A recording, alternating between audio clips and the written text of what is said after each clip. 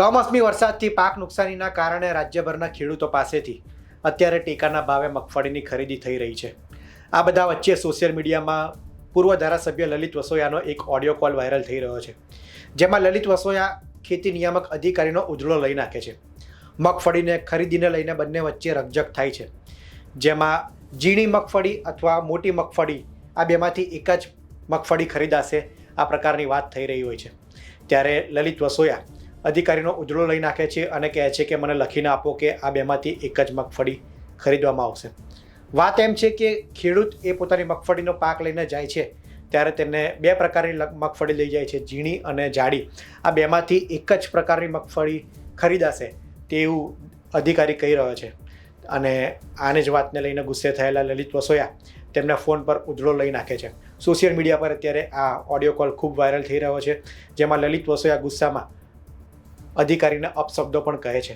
પહેલા સાંભળીએ અધિકારી અને લલિત વસોયા વચ્ચેની વાત।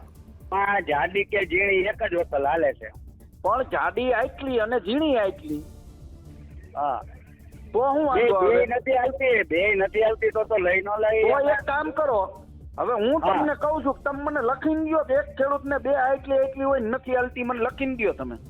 જાડી કે ઝીણી બે માંથી એક લઈ। એક નહીં, તમે મને એમ કહો, હું તમને એમ કહું છું મારી હારે તમે હા। ખોટી પીંજણ કરતા નહીં, હું હમણાં મીડિયા લઈને આવું હું ત્યાં અને કારણ વગરની હા। પીંજણ થાય તમારા મામલતદાર હારે ડેપ્યુટી કલેક્ટર હારે વાત કરી હોય તો કરી લો। અમને ડીસી સાહેબ ને સૂચના આપી એ પ્રમાણે અધિકારી કહે છે કે અમને ડીજી તરફથી આ પ્રકારનો આદેશ છે, ત્યારે લલિત વસોયા કહે છે કે તમારા મામલતદાર હોય કે ગમે તે હોય તેને કહી દો, બાકી મીડિયા લઈને હું આવું છું। ખેડૂતો માટેનો મુદ્દો છે, વાત ખૂબ સારી છે। ટેકાના ભાવે અત્યારે મગફળીની ખરીદી થઈ રહી છે, ત્યારે ખેડૂતોને પણ કેટલીક સમસ્યા આવી રહી છે, જેને લઈને જ લલિત વસોયા અધિકારીને ખખડાવી રહ્યા છે, પરંતુ અપશબ્દો કહેવાય એ યોગ્ય નથી। લલિત વસોયાએ જે પ્રકારની વાત કરી તેમની વાત યોગ્ય હતી, પરંતુ તેમણે અધિકારીને અપશબ્દો કહ્યા, જેની અમે નિંદા કરીએ છીએ। વાત એ પણ છે કે અધિકારી તો પોતાની ફરજ નિભાવી રહ્યો હોય, બની શકે તેમને ઉપરથી કોઈ આદેશ હોય। લલિત વસોયાની વાત પણ સાચી છે, તેઓ ખેડૂતોના મુદ્દે એ વાત કરી રહ્યા છે, પરંતુ અપશબ્દો કહેવા એ યોગ્ય નથી।